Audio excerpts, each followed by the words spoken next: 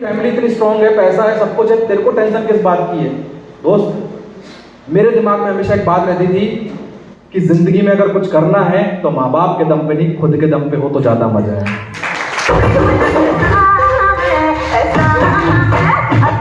क्योंकि दोस्तों, बाप के दम पे तो कबड्डी हर कोई कर लेता है, मजा तो तब आता है जब हड्डी आपकी हो और कबड्डी आपका बापू करे।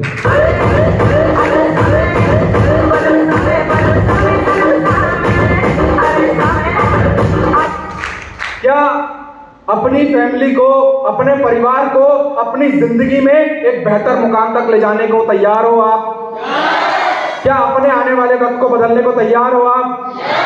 दोस्तों, जो शैलेंद्र सिंह ठाकुर ने बात कही ना, ये छिंदवाड़ा के ही पास में रहने वाला 25 किलोमीटर दूर शहर है चांद, तहसील है चांद, वहां का रहने वाला है। पहली बार जब इस बंदे से मिला था, जब मुलाकात हुई थी, पहली बार जब बात हुई थी, तो मेरे को भी यकीन नहीं था कि ये बंदा इतनी ऊपर तक पहुंच जाएगा। क्योंकि दोस्तों, इसने जो 3 बात कही ना कि अगर आप उस बिलीव को अपने अंदर पैदा कर लोगे, दुनिया की कोई ताकत आपको कामयाब होने से नहीं रोक सकती। I am right? और जीता जाता एग्जाम्पल है आपके सामने कि अगर इस शहर का रहने वाला ये शैलेंद्र सिंह ठाकुर कर सकता है, तो क्या आप नहीं कर सकते? दोस्तों, आज से चैलेंज ले लो। विनायक कोबरागढ़े, इसके घर गया था मैं एक बार। यहाँ से 150-200 किलोमीटर दूर बालाघाट के अंदर एक तहसील पड़ती है बारासिवनी के अंदर एक गांव है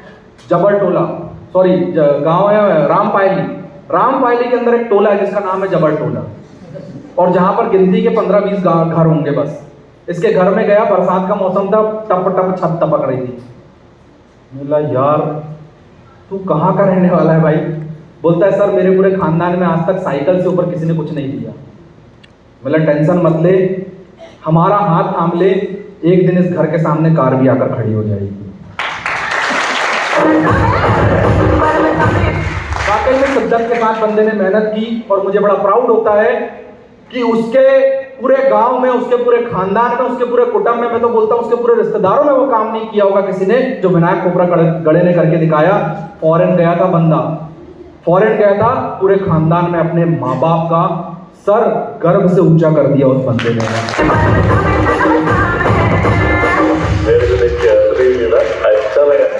बहुत सारे छिंदवाड़ा में तो गिनती, मतलब मैं क्या बताऊं आपको, बहुत लंबा टाइम लग जाएगा। मेरे को लगता है पूरा सेमिनार उसी के लिए लगाना पड़ेगा।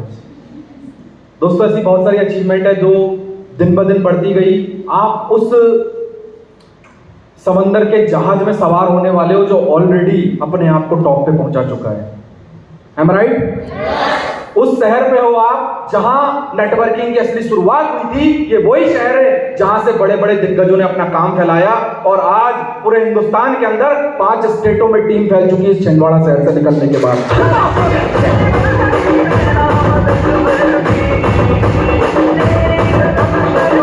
एक वक्त ऐसी शहर में घूमते थे हम, तो लोग हमें समझाते थे कि तुम्हारे साथ तुम 6 महीने चलाकर दिखाओ, तुम्हारे जैसे कई आए और कई गए। मैं वो 6 महीने वालों को आज भी ढूंढता हूं, साले मिल तो जाए मेरे को। वो मेरे को दोबारा दिखते नहीं है। दोस्तों, आज 2, 4, 5 नहीं, इस बंदे का आपके सामने जो खड़ा है 20,000 से भी ज्यादा लोगों का नेटवर्क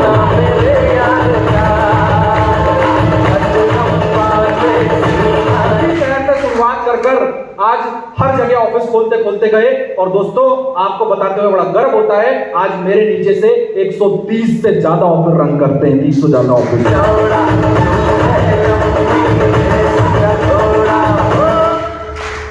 कहते हैं ना दोस्तों, अगर किसी मंदिर में भगवान के दर्शन करने जाना है, वहां पर बहुत भीड़ लगी हुई है, आप टेंशन मत लो, आप उस भीड़ में घुस मत जाओ।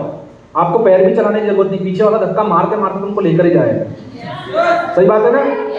और तुम कब पहुंच जाओगे तुमको भी पता नहीं चलेगा। दोस्त, आप उसी जहाज में सवार हो जहां पर इतने हजारों लोगों ने अपना करियर बदला है। आप इसमें सवार हो जाओ, मेरी गारंटी है मंजिल में एक दिन आप जरूर पहुंच जाओगे।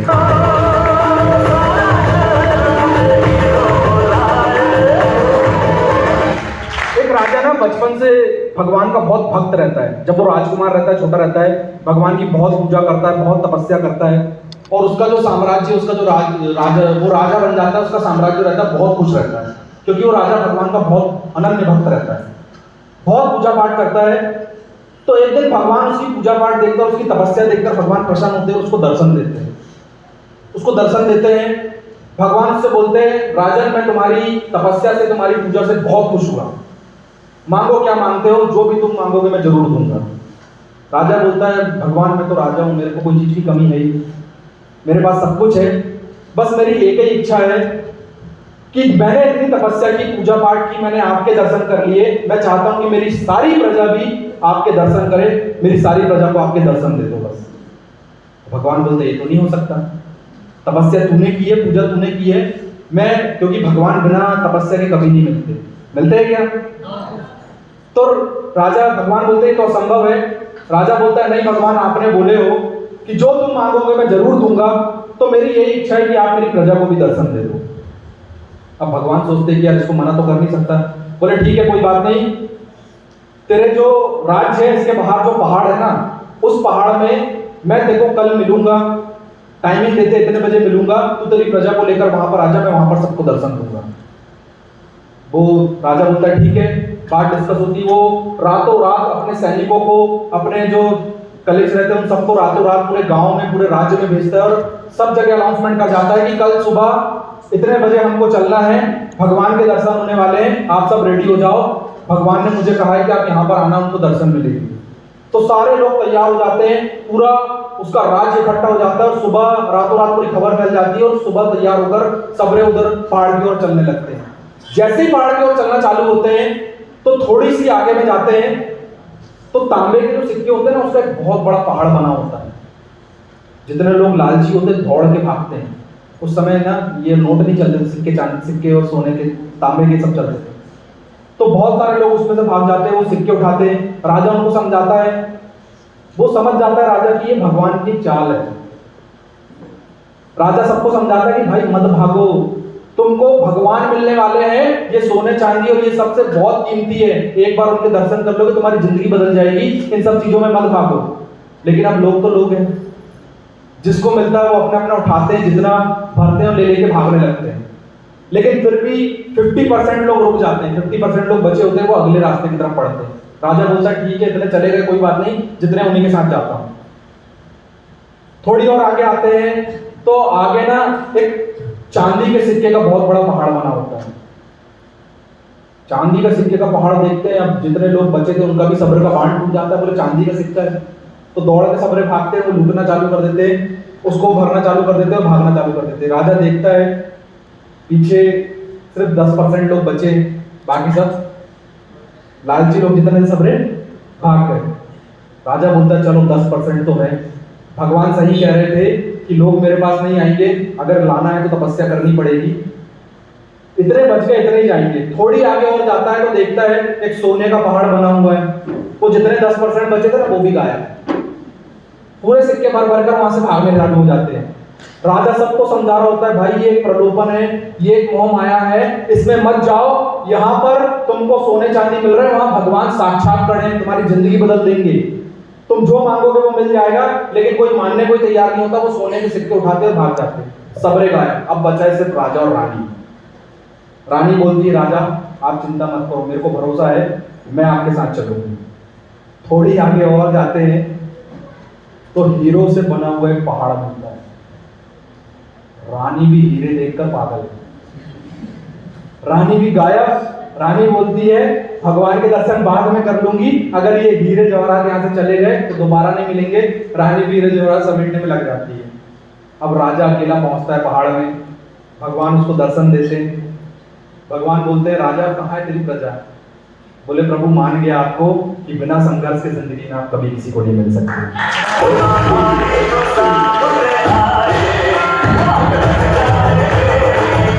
बिना संघर्ष के आप जिंदगी में कभी किसी को नहीं मिला करते, क्योंकि दोस्तों अगर आपको उस मुकाम तक पहुंचना है तो इनकी तरह अपने आप को संघर्ष में झोंकना पड़ेगा। Am I right? ये मोह माया जाल जो रोज आपके पीछे चल रहा है, जो रोज आपको बर्बाद करने की तरह लगा हुआ है, ये जो जॉब की लॉलीपॉप सरकार आपको रोज देती है, ये जो घर वाले आपको रोज एक लॉलीपॉप देते हैं कि ये काम कर ले, कम से कम घर में 4-5 हजार रुपए आ जाएगा, 10 हजार रुपए आ जाएगा, और हम इसी में उलझ जाते हैं, इसी में हमारी पूरी जिंदगी खत्म हो जाती है। हम जिंदगी भर वो पढ़ाई करते हैं जिसके बारे में हमको खुद नहीं पता रहता। Am I right? हम बनना तो क्रिकेटर चाहते हैं, हम बनना तो फुटबॉलर चाहते हैं, हम बनना तो बिजनेसमैन चाहते हैं, हम बनना तो डॉक्टर चाहते हैं, हम बनना तो लॉयर चाहते हैं, लेकिन मजबूरी में कुछ और ही करना चाहते हैं और कुछ और ही करने लग जाते हैं। Am I right? दोस्तों, अगर लाइफ को बदलना है, कुछ करना है, तो इस संघर्ष का घूंट अपनी जिंदगी में उतारना पड़ेगा, क्योंकि कहते हैं दोस्तों, बहा के पसीना मंजिल को पाना पड़ता है और तरक्की दहेज में नहीं मिलती, इसको खुद मेहनत करके कमाना पड़ता है।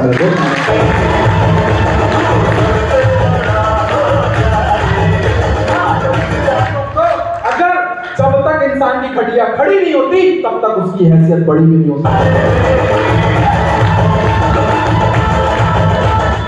आज आप इन सबकी अचीवमेंट देख रहे हो, इनका लेवल देख रहे हो, सबको बहुत इंप्रेशन लगता है कि यार वाओ, शैलेंद्र सिंह ठाकुर ने कार खरीदी, विनायक कोपरागढ़े ने ये काम कर लिया, अनूप बेलवंशी ने ये कर लिया, पवन ठाकुर ने ये कर लिया, नीलम मैडम ने ये कर ली। भाई साहब, ये रात में सोए सुबह उठे करोड़पति नहीं बन गए।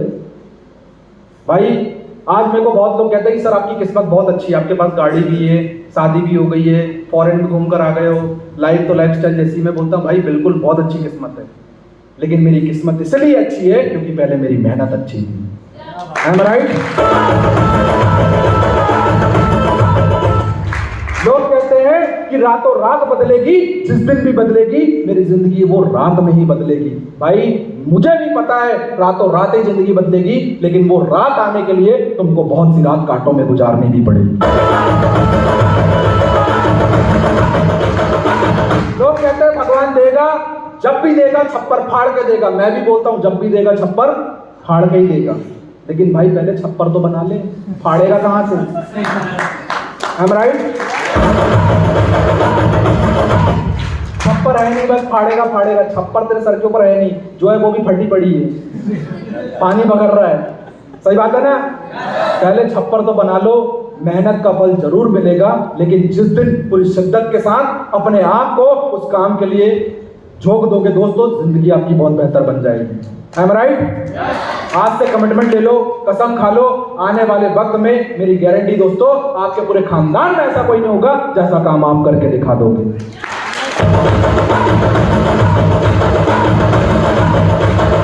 क्यों?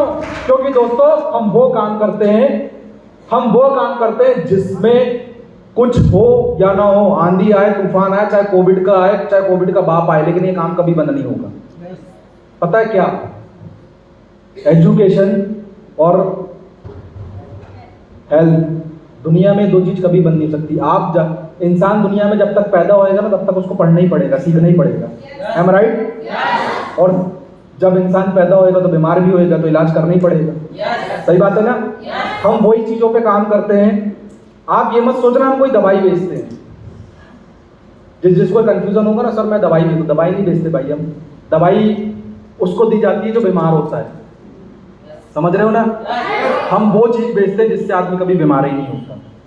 Am I right? ये जो ब्लेंडेड 45 का हब्स है, 45 जड़ी बूटियों से मिलकर ये बना है। ये वो चीज है दोस्तों, इसको संजीवनी बूटी कहा जाता है। अगर इसको रोज सुबह हम उठ के 10 ml गर्म गुनगुने पानी में पीना चालू कर दे, आपको लाइफ में कभी कोई बीमारी नहीं होगी। क्योंकि दोस्तों हमको ये बीमारियां क्यों हो रही है? आज एक इंसान की उम्र 45, 50, 60 साल, 70 साल से ऊपर की नहीं बची है। Am I right? जबकि कहते हैं कि कलयुग में एक आदमी की एवरेज उम्र 125 साल है। कितनी? जो भगवान ने बनाई है। पहले के लोग 80, 90, 100 साल तक जीते थे, लेकिन आज 60 के बाद किसी का पता ही नहीं है। 60 के बाद तो आदमी पूरा झुक जा रहा है। पहले एक बच्चे का जन्म होता था, उसकी हाइट 6 फुट, 7 फुट, 6.5 फुट से नीचे नहीं रहती थी, लेकिन आज देखो, सही बात है कि नहीं? 4-4 फुट के पैदा हो रहे हैं। मेरे को लगता है कुछ दिन बाद तो बच्चे पैदा ही नहीं होंगे। मतलब अब सोचो 3 फुट 4 फुट की बच्ची अगर बच्चा पैदा करेगी तो कितना बड़ा होगा? एक डब्बे में लेकर आएंगे भर के।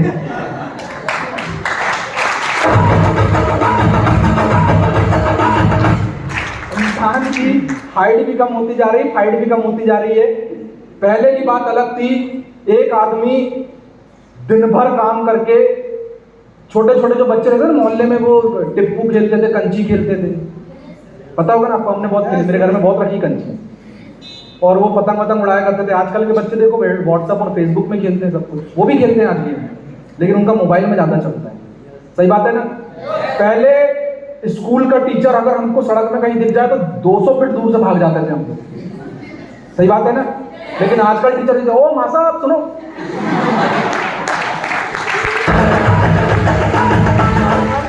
जाकर और उसके साथ बैठ जाते हैं। सही बात है ना? और सर कैसा चल रहा है? सर ये मेरी गर्लफ्रेंड है, देखो कितनी अच्छी है। सही बात है कि नहीं? पहले स्कूल में अगर टीचर 2 रूल मार दे ना तो हाथ लाल हो जाता था, घर में आके बताते नहीं थे, क्योंकि घर वालों ने अगर धोखे से देख लिए, क्यों पढ़ी थी तेरे को ये, काय परेशान है, सर ने मारे, क्यों मारे, ये नहीं किया, 2 रैपट और घर वाले, सुधर जा।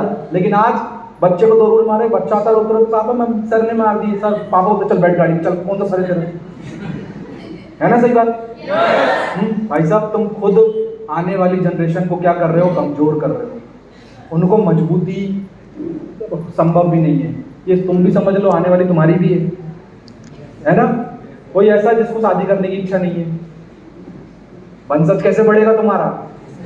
सही बात है ना? तुम मत करो, मजबूरी में करना ही पड़ेगा जब तुम्हारी 21-22 साल की उम्र हो जाएगी। लड़कियों के पास 25 साल तक का समय और लड़कों के पास 30 साल का। 30 साल के बाद लात मारकर तुम्हारे घर वाले शादी कराएंगे। सही बात है ना भाई? पहले एक समोसे में जिंदगी चल जाती थी, लेकिन अब उसको तुम समोसा नहीं खिला सकते। सही बात है ना? लड़कों की जब शादी जुड़ती है ना तो 3 महीने 6 महीने बात करते हैं, तू आ तो जा, रानी बना के रखूंगा, तू आ तो जा, मैं ऐसा कर दूंगा वैसा कर दूंगा। लेकिन जब वो आती ना उसको 2 महीने में ही पता चल जाता है, साला रानी बोल रहा था नौकरानी बना दिया गया। है ना? सही बात दोस्तों, अगर भविष्य को बेहतर करना है तो अपनी जिंदगी में, अपने लाइफ स्टाइल में अपने न्यूट्रिशन को जोड़ना पड़ेगा। लोग कहते हैं कि सर आपका प्रोडक्ट बहुत महंगा है। बिल्कुल, मैं भी कह रहा हूं महंगा है। कौन कहता है सस्ता है?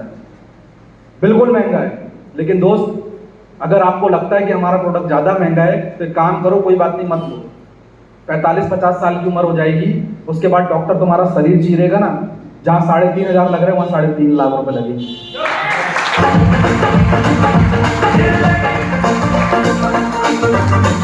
और ये सब कुछ हो क्यों रहा है? इसका भी रीजन है जनसंख्या। हिंदुस्तान की, दुनिया की जनसंख्या इतनी स्पीड से बढ़ रही है, इतनी स्पीड से लोग पैदा होते जा रहे हैं, तो खाने के लिए इतनी उर्वरक क्षमता नहीं है कि उतने लोगों के लिए फल फ्रूट, उतनी सब्जियां उगाई जा सके, उतने अनाज उगाया जा सके। तो इसको बढ़ाने के लिए कंपनी और सरकारें क्या कर रही है? केमिकल का इस्तेमाल कर रही है। सोचो, हम मार्केट से जो खेती करते होंगे यहाँ, उनको सबको पता होगा, ज्यादातर लोग होंगे खेती वाली फैमिली से, राइट? उन सबको पता होगा कि एक दवाई हम लेकर आते हैं, अगर किसी फसल में कोई कीड़े कीटाणु लग जाते हैं तो एक दवाई लेकर आते हैं कृषि फॉर्म से जाकर। उसमें उसको पढ़ना, उस दवाई के डब्बे में बराबर लिखा होता है कि सेहत के लिए हानिकारक, बच्चों से दूर रखें, और इसका इस्तेमाल करते समय खुद मुंह पे मास्क लगाएं, हाथ को ढकें और पूरा शरीर ढकने के बाद इसका इस्तेमाल करें। इसका इस्तेमाल करने के बाद आप घर में आकर अपने आप को पूरी तरीके से साफ करें, नहाएं और अपनी फैमिली से कम 1 से 2 दिन तक दूरी बनाकर रखें। क्यों लिखा होता है? क्योंकि उस दवाई में जहर होता है। Am I right? उस दवाई में इतना बड़ा पॉइजन होता है, इतना जहर होता है, और वही जहर उन अनाजों में, उन सब्जियों में डाल दिया जाता है। उसके बाद पहले वही सब्जियां जो खराब हो रही थी वो अपने आप फूल जाती है और एकदम ताजी बन जाती है। इतना सा गोभी का फूल इतना बड़ा हो जाता है। Am I right? आप सब खेती से होंगे, आप जानते होंगे अच्छे से। लौकी जो इतनी सी लगी होती है, वो एक इंजेक्शन मारो तो रात भर में इतनी बड़ी हो जाती है। सही बात है ना? नॉनवेज जो हम खाते हैं, मुर्गा मुर्गी, आपको पता है एक जीव की, मुर्गी की एवरेज उम्र 6 महीने, 7 महीने, 8 महीने में वो 2.5-3 किलो का होता है। लेकिन आपको पता है आजकल एक इंजेक्शन मारते हैं और 45 दिन में ये बढ़ा, और हम बढ़िया जाते हैं आज चिकन खाएंगे, लोग बढ़िया काट पीट कर पूरा जहर शरीर के अंदर। सही बात है ना? ये जो केमिकल हमारे शरीर में जा रहा है दोस्तों, ये दिन ब दिन हमारे लंग्स को, हमारे ऑर्गन्स को, हमारे शरीर में जितनी भी चीजें हैं उन सबको डैमेज करता जा रहा है, और हमारी उम्र को क्या कर रहा है? कम कर रहा है। Am I right? लेकिन मुझे पता है कि हम खाना तो बंद नहीं कर सकते। सब क्या करें भाई? देखो, हर चीज का एक कहना चाहिए कार्ड होता है। हर चीज का एक जो भी दुनिया में प्रॉब्लम्स आई है उसका सॉल्यूशन कुछ ना कुछ है। Am right? हम खाना पीना बंद तो नहीं कर सकते, हम इस चीजों को रोक तो नहीं सकते, नूडल्स, मंचूरियन, पिज्जा, बर्गर हम खाना बंद नहीं कर सकते, लेकिन उसके साथ अगर हम अपनी लाइफ में न्यूट्रिशन को ऐड कर ले तो जो केमिकल आपके शरीर में जा रहा है उसको काट के बाहर निकालेगा ये न्यूट्रिशन और आपको हमेशा सलामत रखेगा।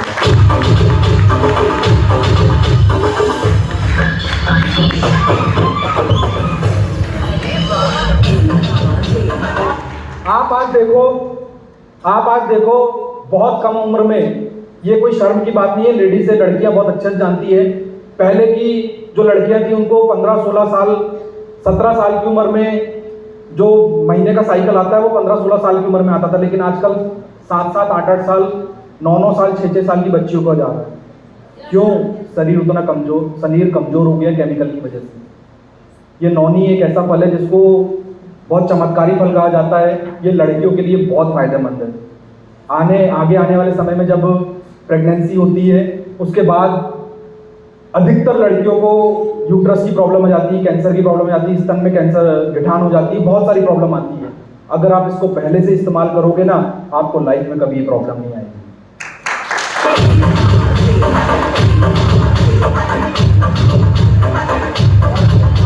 हमारे पास 57 से ज्यादा प्रोडक्ट है। मेरी गारंटी है दोस्तों, ये एक एक प्रोडक्ट आपकी जिंदगी में बहुत बड़ा बदलाव कर सकता है। और मैं आपको बता दूं, दुनिया में जो एजुकेशन है स्कूल कॉलेज में पढ़ने वाली नहीं। स्कूल कॉलेज में तो हम डिसिप्लिन सीखते हैं, पढ़ाई सीखते हैं, लेकिन अगर जिंदगी में कुछ बनना है तो हमें प्रैक्टिकल एजुकेशन सीखनी पड़ेगी। हम राइट दोस्तों? ये ग्रेट सिस्टम, ये डायरेक्ट सेलिंग इंडस्ट्री का सिस्टम जिसके साथ ये ग्रुप डेस्टिनी क्रैकर जिसमें हम सारे लोग आते हैं, हम आपको दिन रात की चीज सिखाते हैं और मेरी गारंटी है हम वो बना देते हैं दोस्तों। अगर आप समाज में, रिश्तेदारों में, अगर आपके घर के बीच में हजारों लोगों की भीड़ में भी खड़े होंगे ना तो आपकी पर्सनैलिटी सबसे अलग होगी। और मैं भी बिजनेसमैन हूं, मेरा यही कहना है दोस्तों कि जिंदगी में वो काम करने का जिसमें फायदा ज्यादा हो, धंधा वो करने का जिसमें फायदा ज्यादा हो। Am I right? मैं मानता हूं अपने आप को बनिया। लोग कहते हैं जिसको बनिया बोलो उसको बुरा लग जाता है, मेरे को नहीं लगता, मेरे को बहुत अच्छा लगता है। पता है क्यों? क्योंकि बनिए का मतलब क्या होता है? बनिए, बिगड़िए मत। बनिया जो बोलता है ना उसको बोलना भाई तू सही बोल रहा है, मैं बनिए ही हूं, आई एम बनिया। क्योंकि बनिए का मतलब ही होता है बनिए, बिगड़िए मत। दोस्तों इसी इंडस्ट्री में इस सिस्टम के साथ काम करके ये बंदा आज 20,000 से ज्यादा लोगों का नेटवर्क बना चुका है और ऐसे हजारों लोग हैं मेरी टीम में जो अपनी लाइफ को बदल चुके हैं। क्या आप भी अपनी ऐसी जिंदगी बदलना चाहते हो? दोस्तों आज से 10 साल पहले लिया हुआ फैसला आज इस बंदे को अपनी खुद की मेहनत से कमाई हुई 13.5 लाख रुपए की मारुति सुजुकी एस क्रॉस में पहुंचा चुका है दोस्तों। 5 जुलाई को कार खरीदी थी मैंने। एक वक्त था जब इस शहर के बाहर जाने में बड़ा डर लगता था, सोचता था कि कभी मैं भी भोपाल, दिल्ली, मुंबई घूम पाऊंगा। दोस्तों ऐसा कोई शहर नहीं है हिंदुस्तान का जहां मैं अभी तक गया नहीं हूंगा। सिर्फ जम्मू कश्मीर को छोड़कर पूरा हिंदुस्तान में घूम चुका हूं और आपको बताते हुए बड़ा गर्व होता है कि बंदा 1-2 बार नहीं 8 बार फॉरेन की यात्रा कर चुका है, 8 time. Dubai, Singapore, Indonesia, Thailand, Phuket, Thailand 4 बार गया हूं, दुबई, सिंगापुर, इंडोनेशिया। और आपको बताते हुए भी बड़ी खुशी होती है कि अभी जो हमारे साथ इस सिस्टम में इस 2-3 दिन के अंदर ज्वाइन करेगा, 1 तारीख से कंपनी एक नया ऑफर लॉन्च कर रही है जिसमें 3 महीने का टारगेट है और बहुत ही आसान टारगेट है दोस्तों। मेरी गारंटी है आपने अगर शिद्दत से 3 महीने मेहनत कर ली तो आप भी आपके खानदान के पहली बार फॉरेन रिटर्न बन जाओगे।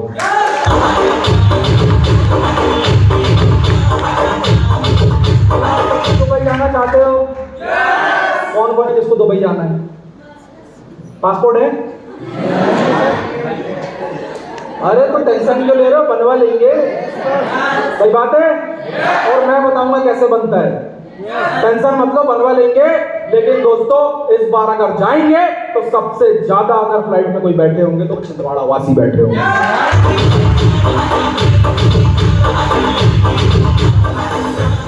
तैयार हो? अपने आने वाले वक्त को बदलने को तैयार? अपने भविष्य को बेहतर बनाने को तैयार? दोस्तों मेरी गारंटी है, आने वाले आधे से 1 घंटा अपना दिल दिमाग खोलकर बैठ जाना। ये तो कुछ नहीं, ये तो ट्रेलर था, पिक्चर अभी बाकी है। Am right? ये वो शख्सियत है, कहते हैं कि रेत में से तेल निकालने वाला जो आदमी होता है ना, वही आपको जिंदगी में कामयाब बना सकता है।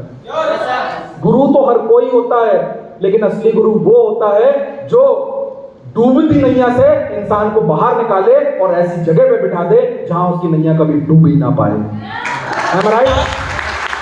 दोस्तों आने वाले चंद मिनट, चंद घंटे आपकी जिंदगी में बहुत बड़ा बदलाव कर सकते हैं, क्योंकि ये बंदा आज इतनी बड़ी अचीवमेंट लेकर जो आपके सामने खड़ा है, ये भी उनकी बातों को सीखकर, उनकी बातों को अप्लाई कर कर आज जिंदगी में इतने बड़े मुकाम तक पहुंच पाया है। क्या आप भी पहुंचना चाहते हो? तो आज दोस्तों फैसला ले लो कि असफलता एक चुनौती है, इसे हम स्वीकार करते हैं। असफलता एक चुनौती है, इसे हम स्वीकार करते हैं, और क्या कमी रह गई देखो और सुधार करते हैं। असफलता एक चुनौती है, इसे स्वीकार करो, क्या कमी रह गई देखो और सुधार करो। नींद चैन सब त्यागो तुम, संघर्ष का मैदान छोड़कर मत भागो तुम, क्योंकि यूं ही कुछ किए बिना जय जयकार नहीं होती, और कोशिश करने वालों की कभी, कोशिश करने वालों की कभी, कोशिश करने वालों की कभी। दोस्तों आज से एक नए आयाम के साथ, एक नई कमिटमेंट के साथ, वापस से एक नई शुरुआत के साथ आने वाले वक्त में हम इस शहर के हर कोने कोने में, हर एक जिले में, हर एक तहसील में लोगों को बता देंगे कि वी आर एम्पायर। क्या तैयार हो? We are. तो दोस्तों इसी जोश जुनून, इसी मोटिवेशन को बरकरार रखते हुए मैं आप सबकी इस धमाकेदार तालियों के साथ, आपकी स्टैंडिंग ओवेशन के साथ और आपके मोटिवेशन के साथ हमारे बीच में हमारी